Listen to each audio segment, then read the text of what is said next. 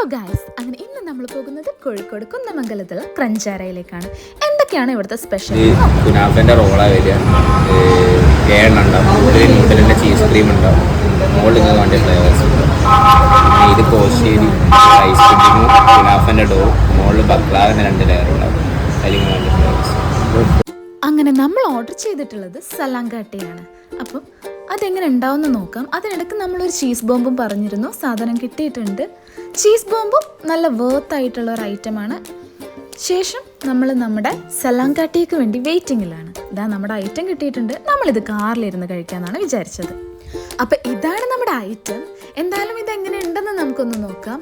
വാവ്, ഒരുപാട് കുനാഫയും നല്ല സ്പഞ്ചായിട്ട് ഒരുപാട് ക്വാണ്ടിറ്റി ഉണ്ട്. എന്തായാലും ശ്രേയ തന്നെയാണ് ആദ്യം ട്രൈ ചെയ്തത്. അവൾക്ക് ഒരുപാട് ഇഷ്ടപ്പെട്ടിട്ടുണ്ട്.